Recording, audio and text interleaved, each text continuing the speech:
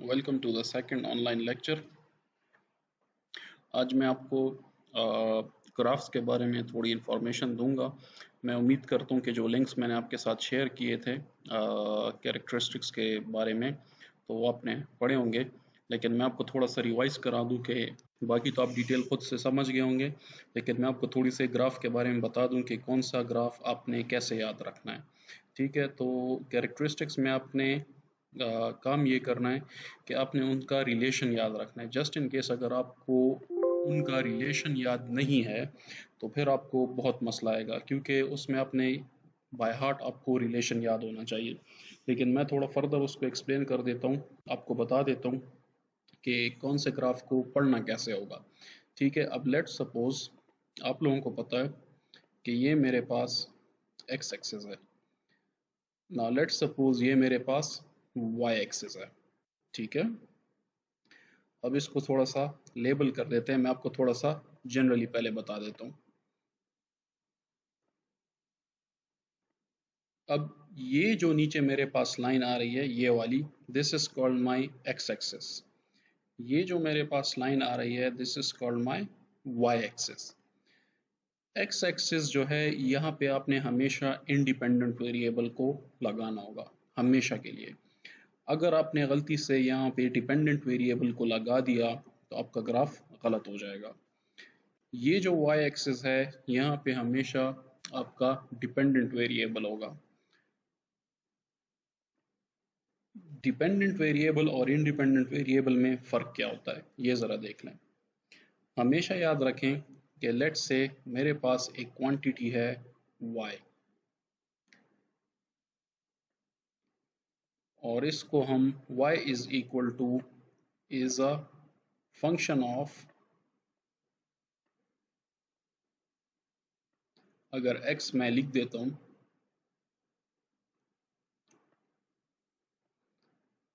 तो इसका मतलब ये हो गया कि y की वैल्यू y y की वैल्यू x पे डिपेंड करेगी।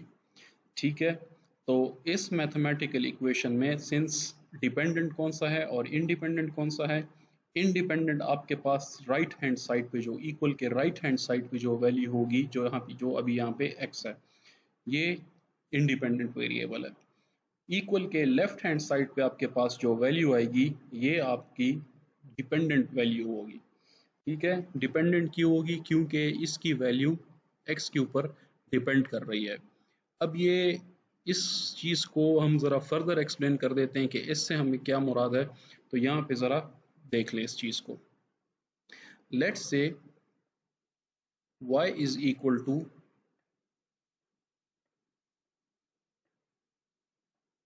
x1 प्लस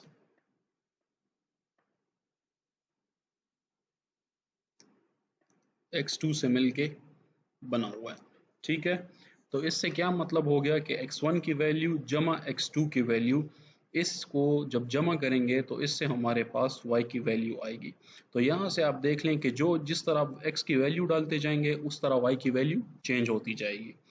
तो इसलिए हम x को हमेशा इंडिपेंडेंट कहेंगे इस रिलेशन में, और y को हम डिपेंडेंट वेरिएबल कहेंगे। x से मुराद यहाँ पे पहले ऊपर वाले केस में f ऑफ x है, नीचे वाले में x से मुराद x1 और x2 है। ठीक है, नाउ लेट अस से मैं ज़रा इस स्लाइड को चेंज कर इस पेंट वाले ऑप्शन को चेंज कर दूं।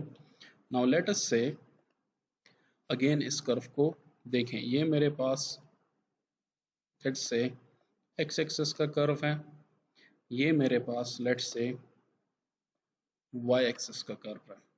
ठीक है, अब मैं जब भी मेरे पास इस किस्म का फंक्शन होगा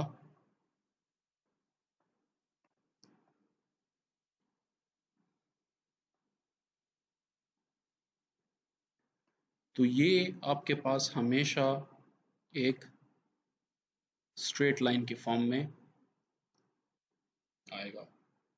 ठीक हो गया, ये आपके पास हमेशा एक स्ट्रेट लाइन में जाएगा। लेट अस से अगर मेरे पास y किसी कांस्टेंट के बराबर है, लेट्स से मैं लिखता हूँ 2। तो यहाँ पे मेरा कर्व जो होगा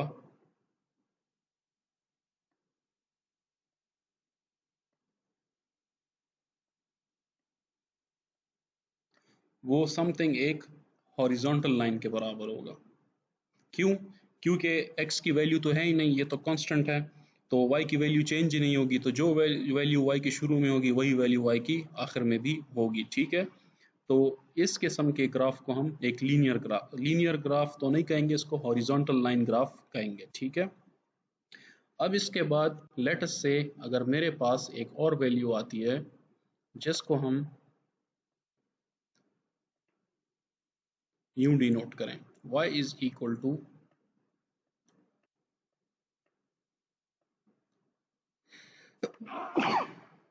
सॉरी, यहाँ पे देखें y is equal to x square. इसका फंक्शन मेरे पास, इस फंक्शन का जब मैं ग्राफ बनाऊंगा तो ये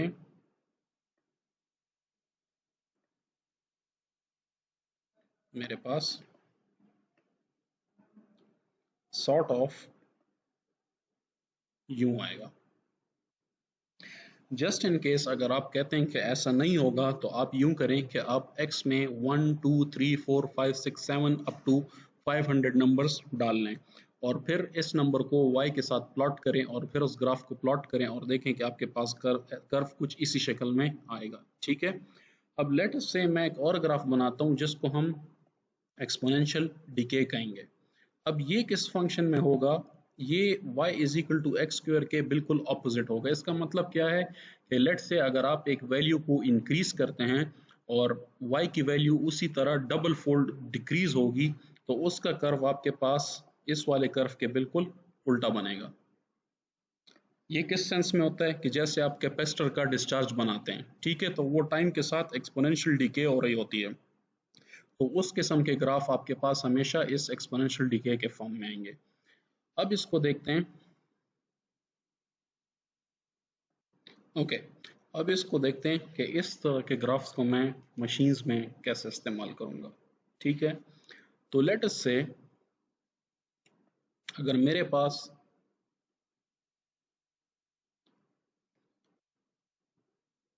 कोई क्वांटिटी है, लेट से मेरे पास कोई आर्मेचर वोल्टेज है या मेरे पास सप्लाई वोल्टेज है या कोई सा भी वोल्टेज है, ठीक है, या मैं जनरली आपको बता रहा हूँ। लेट से अगर उसके साथ जो मशीन के कोरिस्पॉन्डिंग टॉर्क है या करंट है, ठीक है, या जो भी उसके कोरिस्पॉन्डिंग वैल्यू है जो उसके ऊपर डिपेंड करती है, अगर वो आपके पास लेट से वोल्टेज के और करंट का मैं ग्राफ बनाता हूँ, let's say this is for a specific type of machine कि जिसमें वोल्टेज को इंक्रीज करने के साथ साथ आपके पास लेटस से एक कोई और क्वांटिटी है जिसको मैं आई से डिनोट करता हूँ, चाहे ये करंट है या जो भी क्वांटिटी है। ठीक है, ये एक्सपोनेंशियल डिके हो रही है। ठीक है, तो ऑटोमेटिकली इसका कर्व कैसे बनेगा? यूं, क्योंकि मैंने आप लोगों को बताया हुआ है कि एक्सपोनेंशियल डिके हमेशा आपके पास इस किस्म का आएगा। ठीक है, लेट अस से अगर मैं एक आपको एक और ग्राफ बनाता हूँ। लेट अस से मेरे पास एक क्वांटिटी है जिसको मैं टी से डिनोट करता हूँ। मशीन के कैरेक्टरिस्टिक्स के बारे में आपको बता रहा हूँ और इस टी की वैल्यूज के साथ जो है उसके ऊपर जो डिपेंडेंट वेरिएबल है वो लेट अस से वाई से मैं डिनोट करता हूँ। और वो जब भी आप टी की वैल्यू बढ़ाते जाएंगे तो आपके पास एक्सपोनेंशियल इंक्रीज आएगी, तो उसकी उसका ग्राफ कैसे होगा? यूं किस्म का। नाउ लेट अस से अगर मैं ये कहता हूं कि मेरे पास जो क्वांटिटी 1 है उसको इंक्रीज करने से मेरे पास जो मशीन पे इफेक्ट आता है वो बिल्कुल एक स्ट्रेट लाइन की सूरत में आता है, तो मैं क्वांटिटी 1 ये लिखता हूँ और ये वो डिपेंडेंट क्वांटिटी है जिसको मैं 2 से डिनोट करता हूँ, तो वो मेरे पास लीनियर लाइन कैसे आएगा? You straight line. Let us से अच्छा, लीनियर और स्ट्रेट लाइन को हम यहाँ पे एक ही कंसिडर करेंगे और हॉरिजॉन्टल लाइन को हम बिल्कुल एक्स एक्सिस के पैरेलल जो लाइन होगी उसको हम horizontal axis line, horizontal axis chart से उसको कहेंगे। ठीक हो गया, इसमें कंफ्यूज नहीं होना। लेट अस से अगर मेरे पास एक और क्वांटिटी है जिसको मैं अगेन 1 से डिनोट करता हूँ और जो डिपेंडेंट क्वांटिटी है वो 2 है।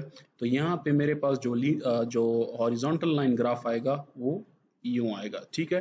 तो मेरे पास यहाँ पे ऑलमोस्ट 4 किस्म की केसेस आ गई हैं, ठीक है।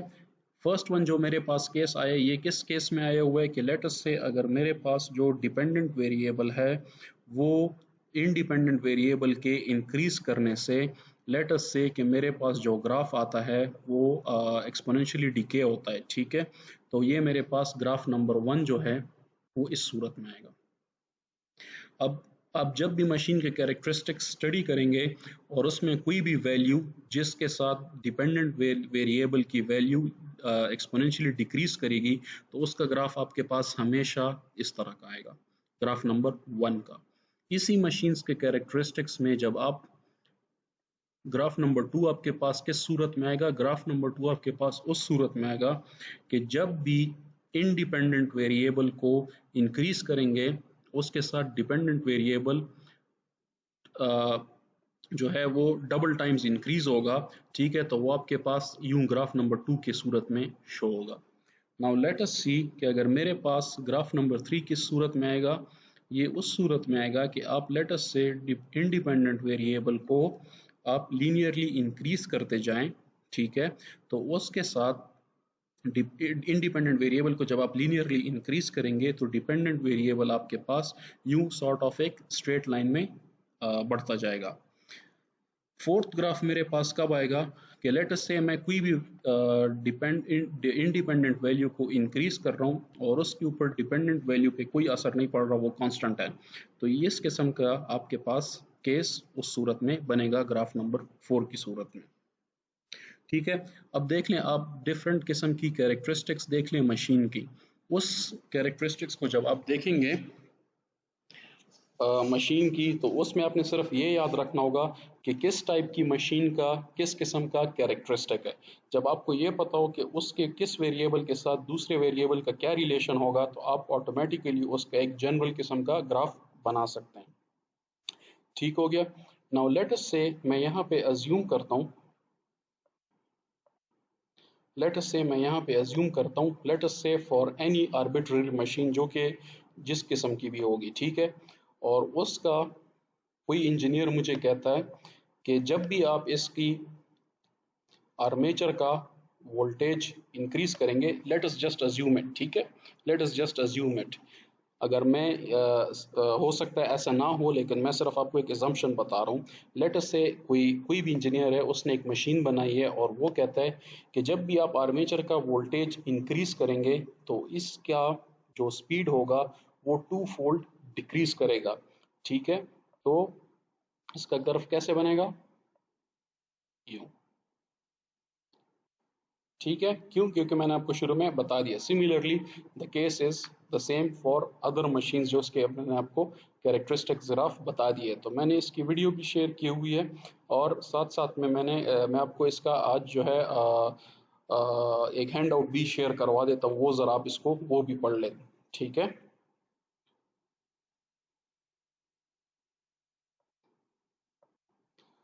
अब देखते हैं कि हम ये कर्व्स इस्तेमाल क्यों करते हैं। आखिर मतलब क्योंकि हमारे पास कर्व्स की बहुत सारी अक़साम हैं, तो हम ये कर्व्स इस्तेमाल क्यों करते हैं। आपने देखा होगा कि आप जब भी कोई भी रेजिस्टेंस या लेट अस से कोई कैपेसिटर या कोई इंडक्टर या कोई डायोड वगैरह लेते हैं, तो आपके पास हमेशा उसका एक टेबल आता है जिसमें आपको वो बताते हैं कि इसकी परफॉर्मेंस चार्ट ये होगा। या स्पेसिफिकली जब आप जीना डायोड लेते हैं या कोई भी ट्रांजिस्टर लेते हैं, तो वो टेम्परेचर के साथ आपके उसके कैरेक्टरिस्टिक्स बताई होती हैं ग्राफ्स की सूरत में। तो सिमिलरली बिल्कुल एग्जैक्टली ऐसा केस हमारे साथ मशीन्स में भी आता है। मशीन्स में हमारे पास ऐसा केस क्यों आता है, तो इसलिए आता है कि देखें, मैंने अगर एक मशीन बनाई है, ठीक है, तो अगर कोई उसका बायर आएगा तो वो मेरे से पूछेगा ये किस किस्म की मशीन है और इसकी क्या कैरेक्टरिस्टिक्स हैं, ठीक है। क्योंकि हम जो नॉर्मल घर में मशीन यूज़ करते हैं वो तो हम नॉर्मली सिर्फ पानी चलाने के लिए इस्तेमाल करते हैं, लेकिन इंडस्ट्री में कॉम्प्लिकेटेड मशीन्स यूज़ होती हैं। तो उस ग्राफ को देखते हुए जो बायर होता है वो ये देखता है कि क्या ये मेरे रिक्वायरमेंट्स के मुताबिक है या नहीं है। लेट अस से कोई एक बंदा आता है मेरे पास और वो मुझे कहता है let us just assume it, let us just assume it, कि अज्यूम से मुराद ये है कि इसको हम सॉर्ट ऑफ एक एग्जांपल मान लेते हैं कि चले ऐसा हो सकता है। मेरे पास एक बंदा आता है और वो मुझे कहता है कि मुझे एक ऐसी मशीन बना के दो जिसमें वोल्टेज चाहे जो भी हो, अगर लेट अस से वो 110 से लेके 220 तक उसको वेरी करे, लेकिन उसका जो आउटपुट टॉर्क है वो चेंज ना हो। ठीक है, तो इस केस में जब वो आपको खुद कह रहा है कि उसका आउटपुट वोल्टेज, उसका जो इनपुट वोल्टेज है उसके साथ उसका आउटपुट टॉर्क इफेक्ट ना हो, तो सबसे पहले यहाँ पे मैं क्या करूँगा, एक रिलेशन बनाऊंगा कि अच्छा वोल्टेज के साथ आउटपुट टॉर्क ने चेंज नहीं होना, तो टॉर्क मेरे पास एक कांस्टेंट वैल्यू होगा। ठीक है, मैं ये ब्रैकेट में इसको डाल भी देता हूँ,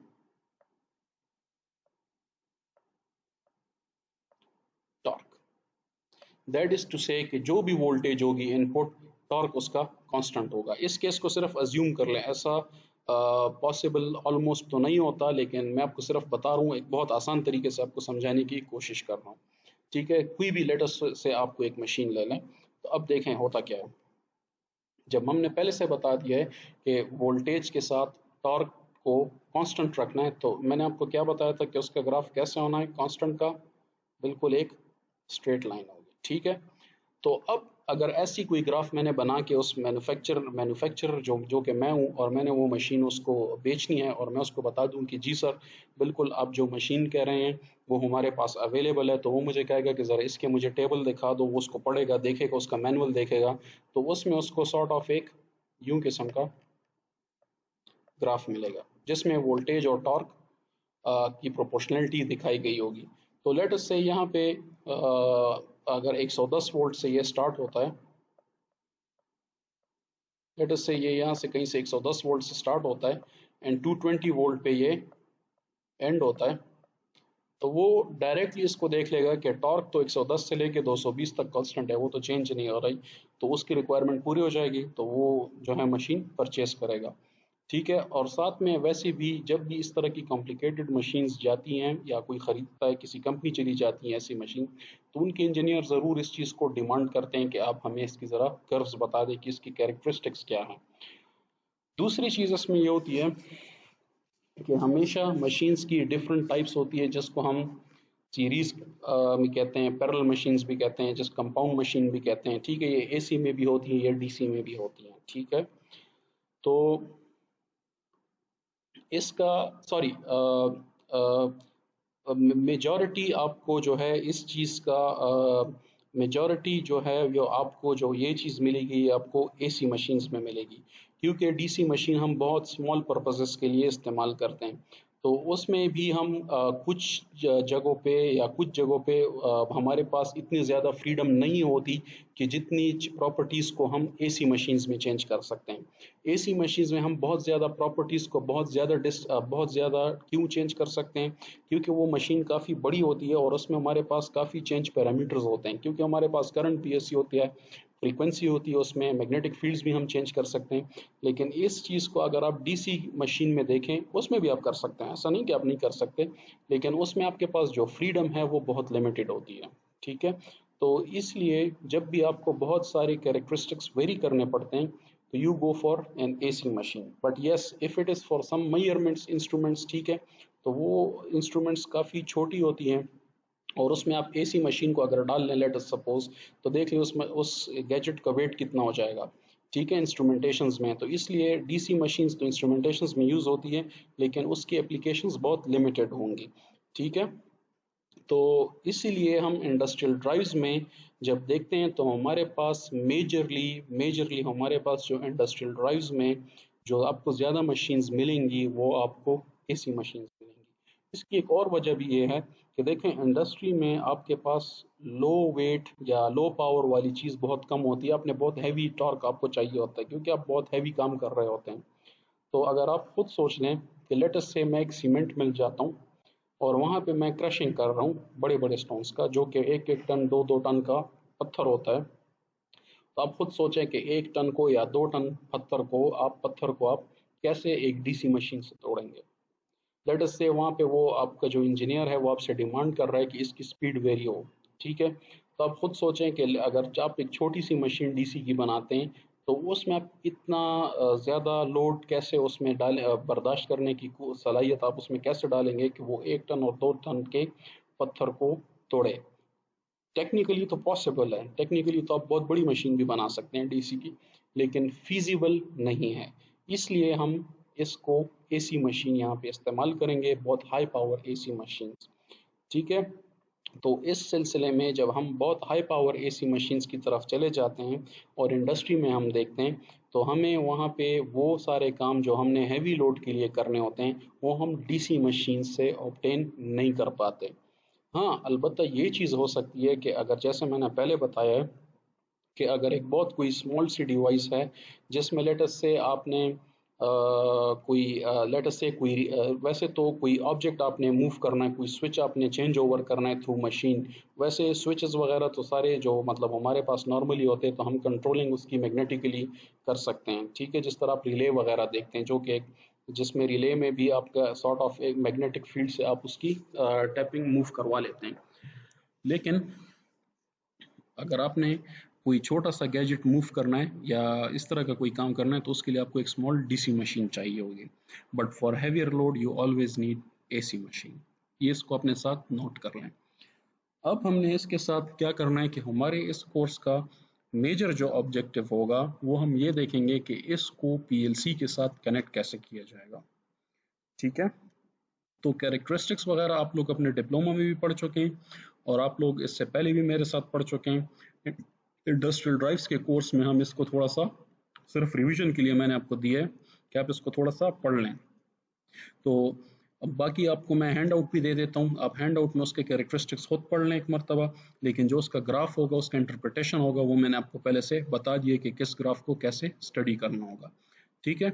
okay, thank you for today's lecture. और अब हम ऐसा करेंगे कि मैंने आप लोगों को पहले से बताया हुआ है कि हमारे पास जो कमिंग क्लास होगी उसमें आप लोगों का क्विज और असाइनमेंट दोनों होगा, सो बी प्रिपेयर्ड फॉर दैट।